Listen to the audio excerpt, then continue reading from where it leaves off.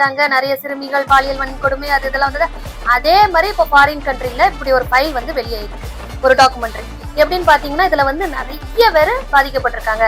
அந்த எப்ஸ்டீன் அப்படிங்கிறவர் வந்து நிறைய ஒரு பணக்கார ஆட்களுக்கெல்லாம் இந்த மாதிரி பிள்ளைங்களை வந்து சப்ளை பண்ணியிருக்காரு. அதாவது இது பீடோஃபைல்ங்கிறது என்னன்னு பாத்தீங்க அப்படின்னா ஒரு 14 வயசுக்கு உட்பட்ட பிள்ளைங்கள் கிட்ட அத்துமீறி பாலியல் வன்புணர்வு பண்றது.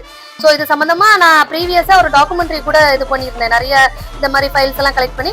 அப்போ ஃபர்ஸ்ட் நான் சர்ச் பண்ணும்போது வந்த ஃபைலே இதுதான்.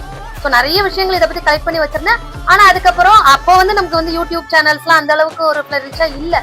ஸோ அப்போ வந்து மக்களுக்கு வந்து தகவல் வந்து தெரிவிக்கிற அளவுக்கு கிடையாது. நம்ம மாஸ் மீடியா நம்மளும் கொஞ்சம் இந்த ஃபீல்டுக்கு வரல அப்போ. ஸோ இப்போ இந்த ஃபீல்டுக்கு வந்தனால இந்த ஒரு ப்ரொஜெக்ஷன் நமக்கு கிடைக்குது. ஸோ இப்போ இதுல வந்து என்ன தகவல் பாத்தீங்க அப்படின்னா இந்த மாதிரி நிறைய விஷயங்கள் வந்து எப்படின்னா, அதாவது ஃபர்ஸ்ட் உலகத்துல வந்து உள்ள பணக்காரங்களுக்கு